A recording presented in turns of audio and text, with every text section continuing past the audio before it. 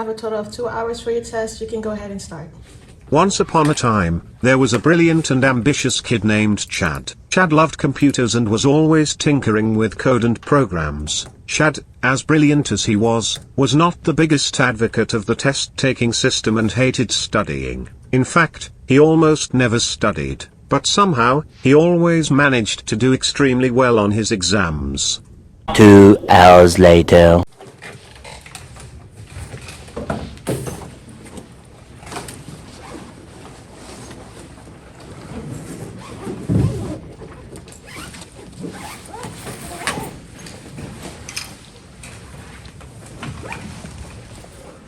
Hey man, how did you finish so fast? That test was so hard. Man, I think I just prepared the right material. I found it to be pretty easy, to be honest. And I will have to study with you next time because I don't want to fail this test.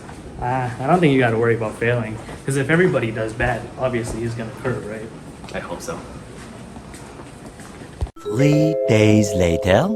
Okay guys, I'm gonna be handing back the test now. The average score was 60. I do want to give you guys time to improve, but don't let this dawn so badly on you. Man, I'm so nervous, man. You'll be alright, bro. You'll be alright. Man, let's look at it together. Sure. Dang it.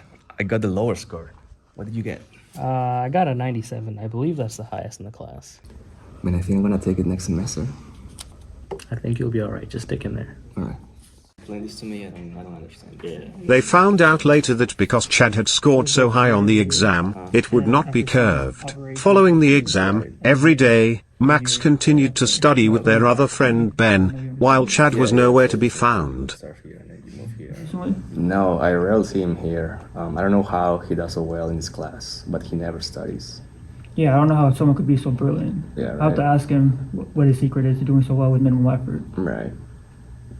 Until one day when Ben and Chad are studying together in a room. Hey Chad, Yeah, what's up? I heard you did really well in that last exam. Mm-hmm. That test was really hard.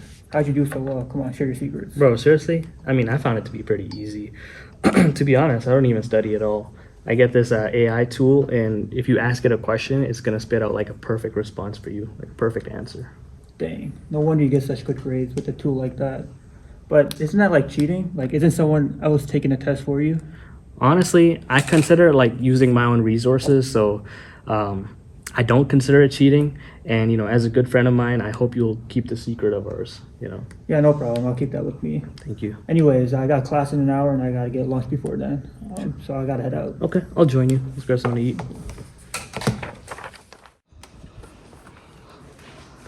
Man, this guy's been cheating all the time, man. Can't believe this guy. He's been my friend. We studied together and I'm doing good. I can't believe this guy. I think I'm gonna take him to the teacher or whatever because he's not supposed to do that. It's like he's cheating. I'm like, I'm getting 40, he's getting 97. Like, it's not fair. And I think I'm gonna take the teacher Because of that, Max felt betrayed and angry. He realizes it is because of Chad that his grade will suffer without the curve. He spends the next 4 minutes thinking of how to expose Chad before an idea comes to him. Come in.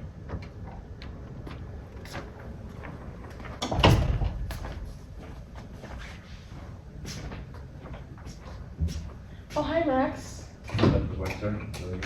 Hey, Max. Nice to see you here. Hi. I heard you wanted to speak to me. Yeah, Okay, Mr. How's it going? Listen.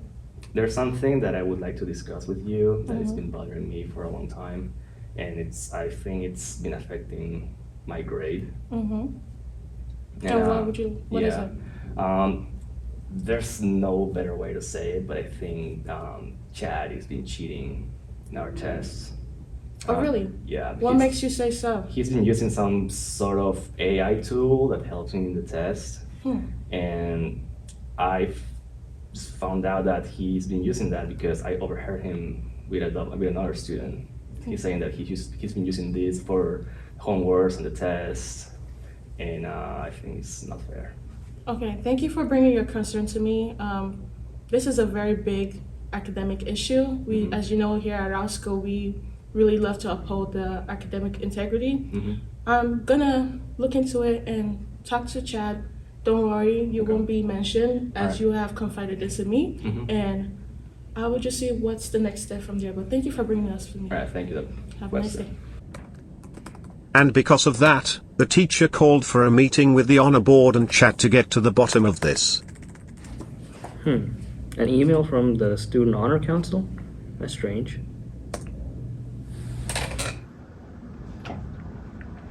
Hello, I'm here for the Honor Council meeting. Sure, come on in, have a seat.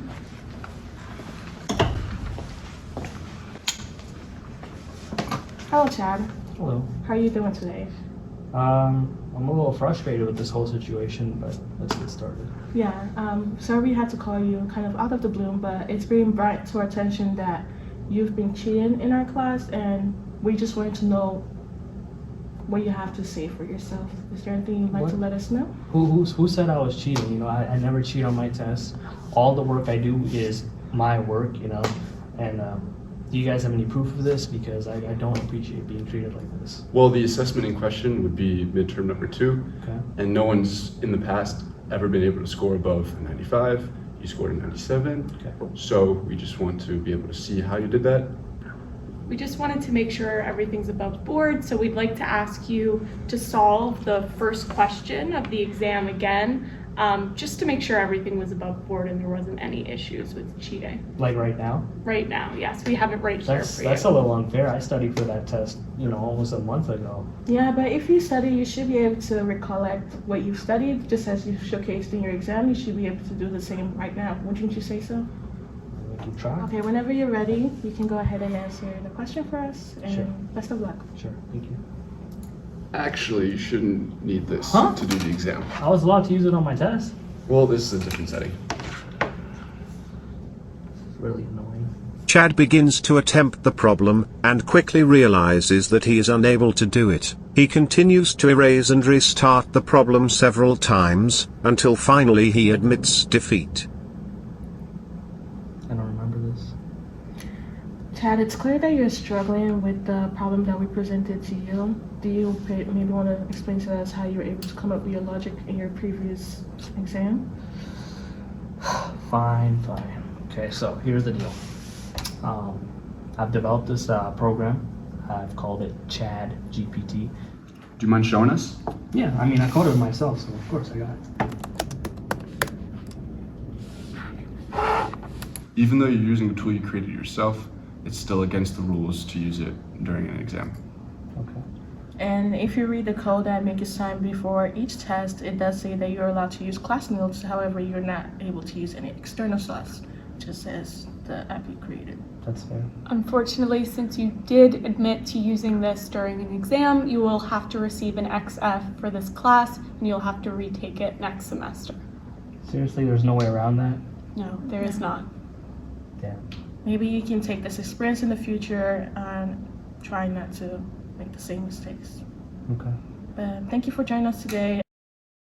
Man, I can't believe the professor caught me using my own program. Oh, really? Yeah, and then she gave me an XF, so now I fail this class. That sucks, And I man. gotta take it again. And you know, I've only told one person about this. I don't know why Ben would go ahead and snitch on me. Them damn snitches are the worst. On the bright side, we can study together next time. Oh, you failed as well? Oh yeah! Oh, wow. Yeah! And ever since then, he has been studying extra hard with Max, who also failed the class. Chad sold his software to the company OpenAI, who promptly renamed it ChatGPT. Storytelling is an important skill for any profession. Successful storytellers are able to invoke ethos, pathos, and logos, and use their stories to influence people. There are 7 key concepts to an impactful story. First, it has to be a story. A story must have a 3-scene structure, a beginning, a middle, and an end. Next, it must be intriguing. It has to be thought-provoking and engage people's interests. Third, it must be authentic. Impactful stories often draw from personal experience and are truthful.